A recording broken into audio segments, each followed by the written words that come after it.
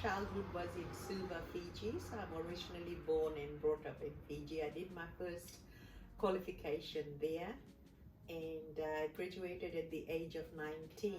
I was very interested in people, and I still am. And people with special abilities really appealed to me. So my first placement at Teachers College, I asked to go and work at the School for Special Students.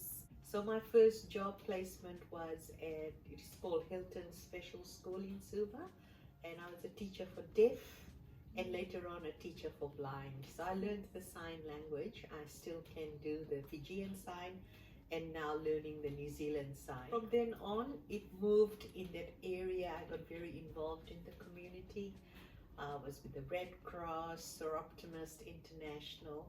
I was always brought up with social justice, that everybody is equal, and why couldn't my special needs students get equal rights? Why do we need to build schools for them? Why couldn't they be integrated in mainstream? Being I think an academic, nerdy person, but I was one of those nerds who had a big mouth too. So I stood up for the rights of others always, and decided that, you know, I needed to do something different. I turned 21 and I got a posting to start a school in a part of Fiji called Nosori, and I started the first special school there with nobody, a blank room, and just me. It was very hard. Just what do you do? The teachers of the surrounding schools were very supportive. I ended up getting in touch with the medical department, the education department. We visited homes and little villages in Fiji to get students in. I've been on little rafts and crossed the bridges to go into villages, Fijian villages. I speak quite a few languages. I speak fluent Fijian, which is the native language, and I know the Fijian culture, so I was very warmly accepted. And I started that school. That school now has got, I think, close to 250 students. So while I was doing that job, I realized that I had a number of students who couldn't speak properly, and we couldn't understand, and they were not deaf. They were hearing students. So that led me to research and look at what profession deals with that. And Fiji didn't have any speech language therapists. So I applied for a scholarship. I wasn't married, and I applied for a scholarship. Nothing much happened. Then my parents said, "Now listen, I don't think you should be waiting. We won't get this scholarship. Move on with your life." And I moved on. I got married. And the day my son was born, which is about 3 years later after I had applied for this scholarship, it was a United Nations scholarship. So I received a letter from New Zealand government to say you've been awarded a scholarship beginning in January 1987 at University of Canterbury and Christchurch College of Education. I had just given birth. I threw the paper and I said to my husband, "Put it in the bin. I'm not going anywhere. I've just got a beautiful baby boy." And I think due to the support of my husband, he said, "No, this is one opportunity that I had to really fight for the scholarship because there were more than 100 applicants from all over the Pacific Islands." And he said, "It was a hard job. You've done so much work towards it. Take that." So reluctantly, I left my 3-month-old baby at home with my husband and my parents and came to New Zealand and cried all the way. And I stayed in Christchurch for the next 3 years, but in between, Fiji underwent a coup. I went back to Fiji to see my family, got stuck there, you know, the whole process. But I came back, brought my husband, and now I had a 15-month-old baby boy, brought him to New Zealand and finished my degree, went back to Fiji and finished my bond and became the first speech language therapist. I did a lot of work in the area of public awareness, made videos, started up a program called Counter Stroke Fiji for stroke patients, worked with wonderful doctors and nurses, did a lot of training. And I didn't really just do the work, I did the work as well as trained doctors, nurses. So it was quite an interesting job. Absolutely loved it. Al Madina School, it's an Islamic school in South Auckland. My husband and I were employed to get the school integrated into the New Zealand system. So we did that and worked there for 2 years, and that was a great experience working for my own Islamic community. And then I think I had done my share of community work. I wanted to go mainstream and got a job at Linfield College in 1998 as a teacher in the special ed department there as a speech therapist and a teacher. And I took the job. While I took the job, I was still completing another degree because learning shouldn't stop. It's a lifelong disease for me. So I was completing an educational psychology degree, which I did in New Zealand with a little baby. By then I had a little baby girl. My son was around 10 years old. And I was still doing online, finishing it off from Fiji because I had started it there. And got a job at Linfield College, and the rest is history. And I stayed there for 24 years. And it was during my time, I think in my third year of being a teacher and speech therapist, did I get an offer to be a dean. I didn't think I would take it up because I knew it was too much work, and I wanted to just relax, I think I had done enough. But then the then principal, Mr. Bovet, and the deputy principals, they all, said you should apply. At that time, I must say that women of color were very different or very difficult to find in management or senior management. And I've always stated when I joined Linfield, I was the one who started our cultural week that we celebrate now together with another RTLB called Mr. Russell Sua. So we thought that there were so many Indian and migrant students and multicultural environment. Linfield has about 62 different cultural groups there, and they needed a voice. If I did not stand up, if Mr. Sua didn't stand up, then our children of color didn't have a voice. So that gave the start of the Fijian club. Miss Mehta used to run the Indian club, but that's where it stayed. So we had, we've got 25, 26 different clubs now, and we celebrate it every year. So it's become a big event now. Also in 1998 when I went, we had a very high number of refugee students who had come from Afghanistan, Somalia. They were mainly Muslim students. So they didn't have a prayer, they didn't have halal food, no prayer place. So at that time we had close to, I think, 200 of them. So I formed the first Islamic group in a New Zealand state system. Everything is there for everybody, but we are all fighting for that one piece of cake. And you need one person to advocate for people, for children who are less fortunate. I am now a Justice of Peace. Later on, well, I'm still studying. I did a diploma in celebrant studies because I thought it's about time we had people of our own community of color marrying, doing legal marriages for our people. And I thought, no, I could make a change in that. And I went to uni and I did my diploma because all these things are done after hours. Remember, I didn't leave school. So I was teaching, deaning, doing this, being a mom, a wife, and being part of the community. Yes, it is hectic. I can tell you, when I came and started work in New Zealand way back in 1994 and even in 1987, when I was studying at Canterbury, my class had 18 to 19-year-olds in first year. I was the only married student, and apart from another Seychelles, African Seychelles student, we were the only two students of color. And in that class, when we were given our first assignment, we were told to work in groups. Nobody joined our group. Gina and I did our assignment alone. When our marks came out, the lecturer said there's only one A, and the rest you have to do a C, a resub. And they were feeling very proud, all these people.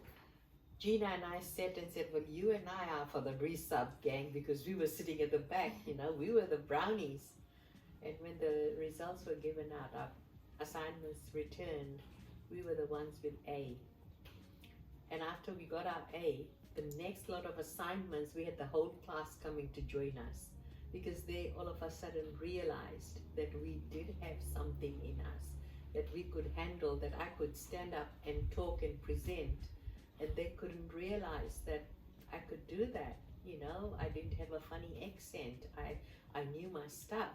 But when I became a dean, it was very similar. Our school accepted me wholeheartedly, but I don't think there were any other deans of color at other schools that were females. There may have been some males, I'm not sure. But according to my principal, he thought I was the first teacher of color to be a dean in a school that was nearly 2,000 plus students.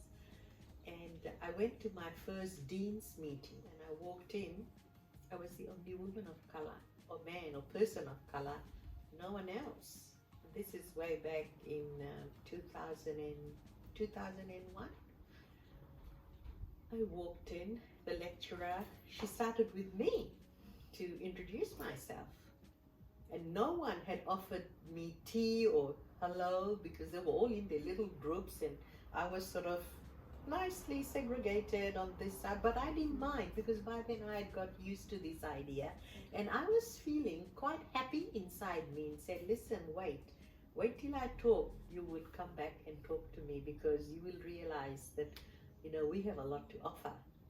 So when I introduced myself, they were just staring at my face. I told them about my experience, because that's what they asked. I told them my experience, what I had done. At morning tea, they were all over me.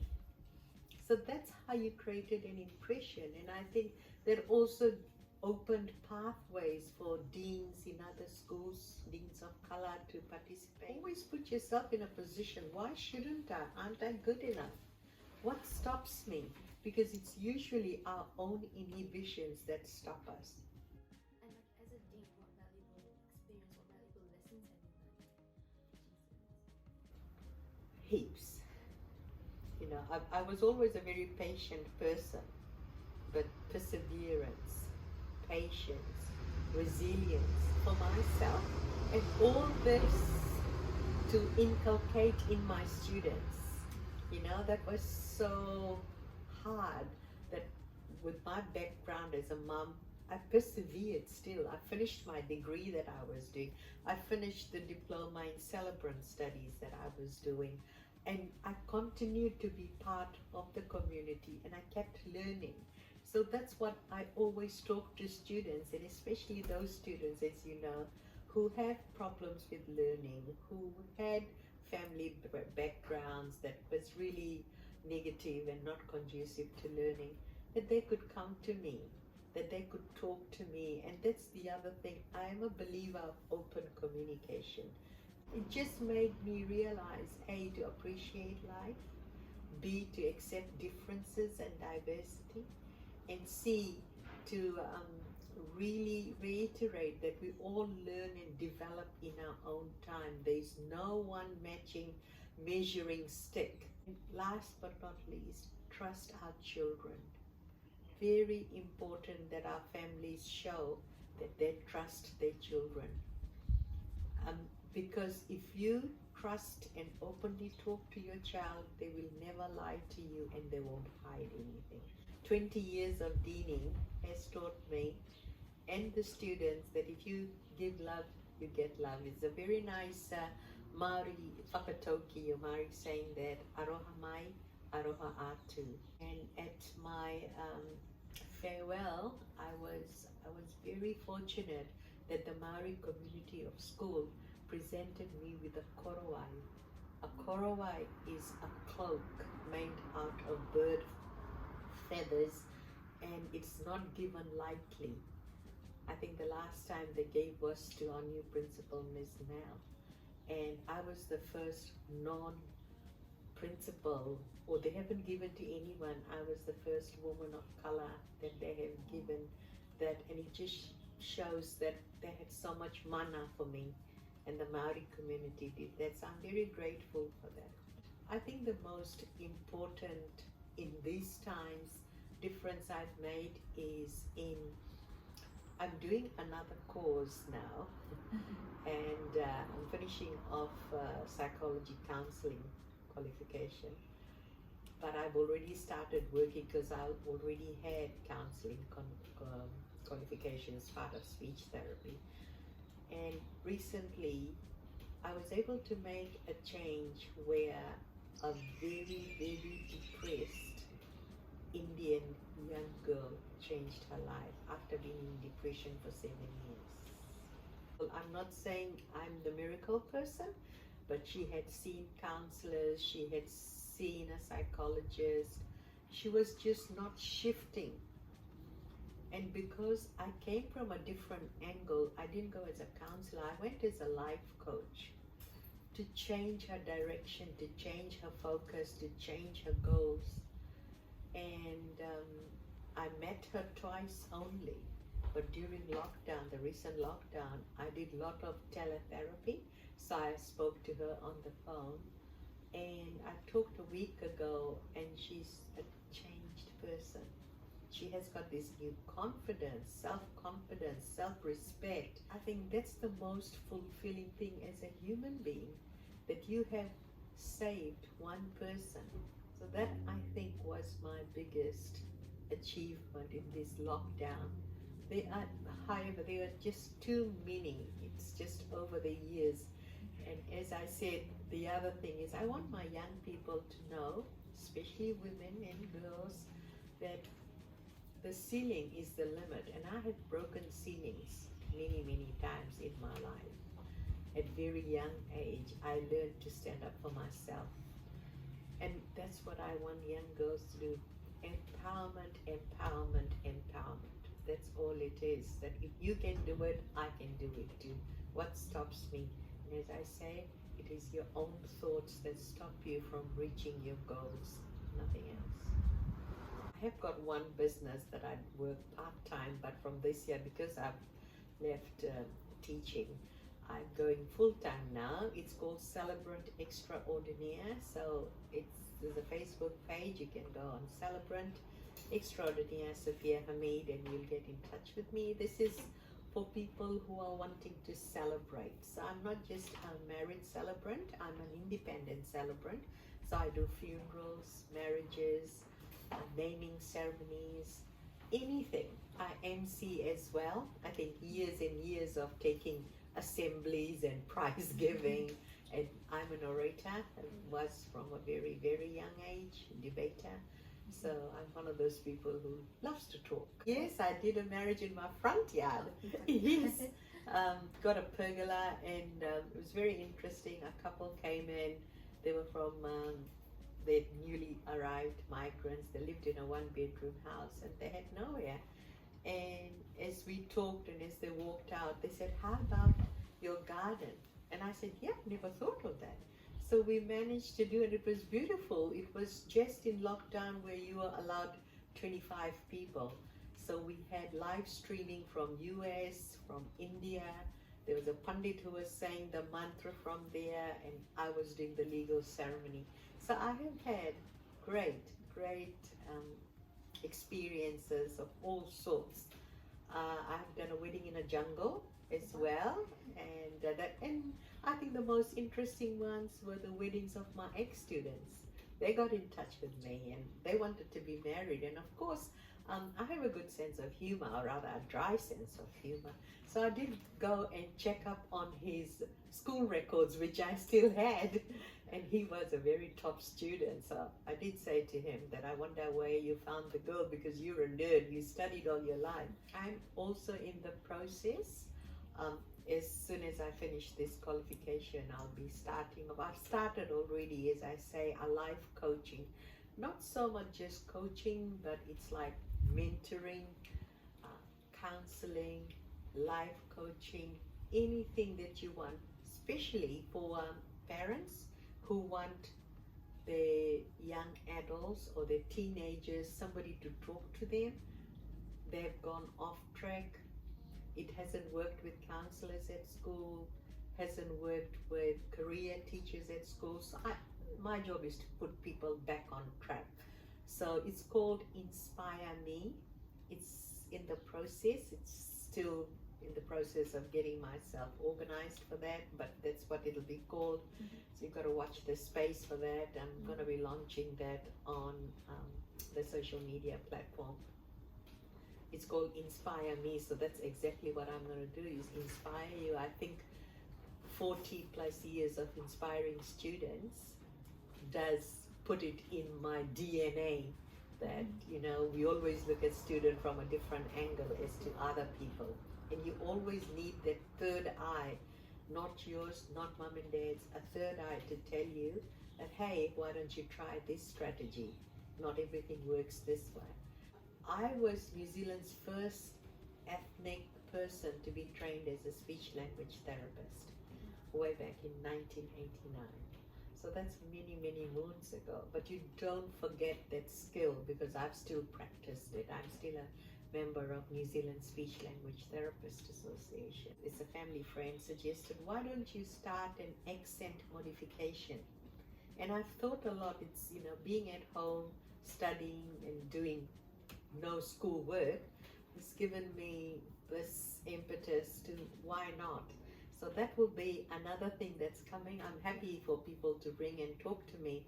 If you have come into New Zealand, or if you have an accent that in any way, I'm not saying accent is a bad thing, it's wonderful, that's your identity, that's your personality, and that's what identifies you.